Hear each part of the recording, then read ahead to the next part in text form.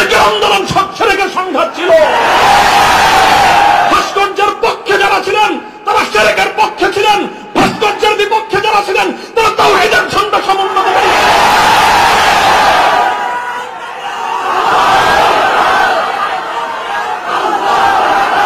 ইতিহাস আপনাদেরকে ক্ষমা করবে না। ভাস্কর্য নামে জাতীয় পর্যায়ে মূর্তি তৈরি হবে কি হবে না এই বিষয়ে যখন বিতর্ক, তখন আপনারা সেই বিতর্কের মঞ্চে ডিজিটাল ছবি তোলাটা কতটা বড় অপরাধ, কতটা বড় অন্যায়, কত বড় গুনাহ সেই মাসলা নিয়ে আসলেন। দুঃখটা এই জায়গায়। আমরা তখনও বলেছি, আজও বলি, ভবিষ্যতেও বলবো, ভাস্কর্য এটা বঙ্গবন্ধু শেখ মুজিবুর রহমান সাহেবের বা শহীদ প্রেসিডেন্ট জিয়াউর রহমান সাহেবের, সেটা আমরা কোনো পার্থক্য করি নাই। আমি একথাও বলেছি, ভাস্কর্য যদি স্বয়ং আমাদের মুসলিম জাতির পিতা খলিল ইব্রাহিম আলাইহিস সালামের হয়, তাহলে সেই ভাস্কর্যের সাথে কি আচরণ করতে হয় মুহাম্মদুর রাসূলুল্লাহ শিখাই দিয়ে গেছেন। দুঃখের কথা, হৃদয়ে রক্তক্ষরণের একটা কথা। সেটা যদি আমার বাবার দ্বারা সেই ভুলটা হতো আমি বলতাম, সেই ভুলটা যদি এখন আমার অভিভাবক মাহফুজ সাহেব যদি সেই ভুল করেন সেটাও আমি বলবো। সেই ভুল যদি আমিও করি, আমাকেও যেন আল্লাহ পাক সেই ভুলটা অনুভূতি দান করেন। সেটা হলো যখন এদেশে মূর্তির বিষয় নিয়ে বিতর্ক তৈরি হলো, ভাস্কর্য নামে জাতীয় পর্যায়ে মূর্তি তৈরি হবে কি হবে না এই বিষয়ে যখন বিতর্ক, তখন আপনারা সেই বিতর্কের মঞ্চে ডিজিটাল ছবি তোলাটা কতটা বড় অপরাধ, কতটা বড় অন্যায়, কত বড় গুনাহ সেই মাসলা নিয়ে আসলেন। দুঃখটা এই জায়গায়। আপনারা সেই মাসলা উত্থাপন করে তখন এই মূর্তি এবং ভাস্কর্যকে প্রকারান্তরে বৈধতা দেওয়ার চেষ্টা করেছেন।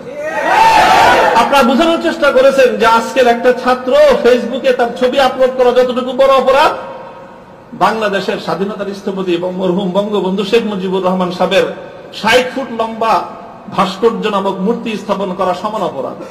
এটা বোঝানোর চেষ্টা করেছেন আপনারা। ব্যাপারটা কি এক? এটাই হলো দুঃখ যে এই কাজটা সামনে করেন না আপনারা। আপনারা যদি ভাস্কর্যের বিরোধিতা করতে ভয় পান, তাহলে আমি আপনাকে দোষারোপ করব না।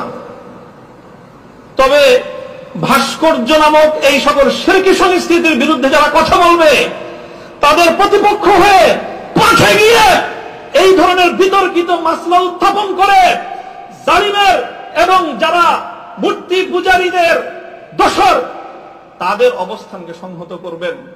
আমি জানি না, যদি বুঝে করে থাকেন গফরাল্লাহু লাকুম, আল্লাহ আপনাদেরকে মাফ করুন। আপনি যদি বুঝে শুনে করে থাকেন, আখাফু আলাইকুমুশ শিরক, আখাফু আলাইকুমুশ শিরক, না বুঝে করে থাকেন, সেটাই আমার ধারণা যে আপনারা অনেক বড় বড় আলেম, রাজনৈতিক প্রজ্ঞা আপনাদের কিছুটা ঘাটতি থেকে থাকতে পারে এই ক্ষেত্রে অন্তত। কাজেই এই জায়গাটায় বিলম্বে হলে আপনারা কথা বলেন, বিলম্বে হলেও কথা বলবেন। ইতিহাস আপনাদেরকে ক্ষমা করবে না। মনে রাখেন না যে আমরা হেফাজতে ইসলামের কিছু নওজওয়ান আলেম এবার যেটা করছে, সরকার একটা ভালো বুদ্ধির কাজ করছে। আগের বার থেকে, আগের অতীত থেকে তারা শিক্ষা নিছে। শাইখুল হাদিসের মতো, মুফতি আমিনী সাহেবদের মতো বৃদ্ধ মানুষদেরকে তারা আটকায় জাতির কাছে তারা একটা বিশেষ বড় ধরনের একটা আসামির কাঠগড়ায় দাঁড়ায় গেছিল। এবার তারা আমাদের মুরব্বীদেরকে কারো গায়ে স্পর্শ করে নাই। শুরুই করছে মামুনুল হক থেকে,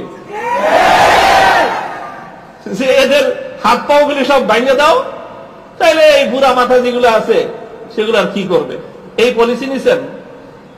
তো কাজেই যেটা করেছেন সেটা হলো, আবারও বলছি, যে এই ধরনের যখন তাওহীদ এবং শিরকের লড়াই হয়ে দাঁড়াবে, আল্লাহ ভাস্কর্য বিরোধী আন্দোলন এটা তাওহীদ এবং শিরকের আন্দোলন সাথে রেখে সংঘাত ছিল।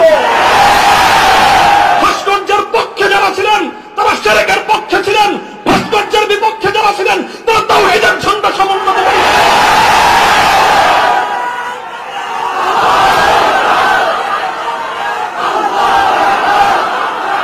আপনারা শুনেন, আবারও বলছি, ভাস্কর্যের পক্ষ বিপক্ষের এই লড়াইকে একজন মরহুম মুসলিম নেতা, মরহুম বঙ্গবন্ধু শেখ মুজিবুর রহমান সাহেবের ব্যক্তিত্বকে মাঝখানে এনে বিষয়টাকে ভিন্ন রং দেওয়ার চেষ্টা করা হয়েছিল।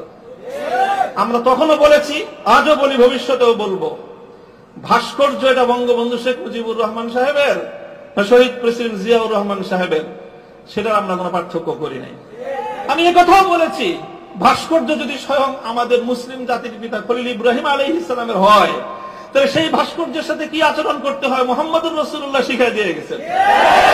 আল্লাহ রাসূল সাল্লাল্লাহু আলাইহি ওয়াসাল্লাম মক্কা বিজয়ের দিন বাইতুল্লাহ থেকে যেই মূর্তিগুলো বের করেছিলেন, যে ভাস্কর্যগুলো বের করেছিলেন, তার মধ্যে তো একটা ছিল ইব্রাহিম আলাইহিস সালামের মূর্তি। কি বলেছিলেন? কাতালাহুমুল্লাহ, আল্লাহ পাক এই মক্কাবাসীদেরকে ধ্বংস করুক, তারা খলিল ইব্রাহিম আলাইহিস সালাতু ওয়াস সালামের মূর্তি তৈরি করেছে। আমাদের কথা আপনাদের পছন্দ হলো না, আমি বললাম যে ভাস্কর্য বানায়েন না, এটা বানালে বঙ্গবন্ধু যদি মুসলিম হয়ে মারা গিয়ে থাকেন কবরে তার শাস্তি হবে। তো আপনারা মনে করলেন আমরা বঙ্গবন্ধুর বিরুদ্ধে বললাম, আসলে বলি নাই বিরুদ্ধে। তিনি যদি, আবারও বলছি, যদি আল্লাহ তাকে ইমানের সাথে খাতেমা দিয়ে থাকেন, আমি জানি না তার কি অবস্থায় মৃত্যু হয়েছে, সেটা কেউ বলতে পারবে না, তাহলে তার ভাস্কর্য, তার মূর্তি তৈরি করাটা এটা তার সঙ্গে চরম বিশ্বাসঘাতকতা।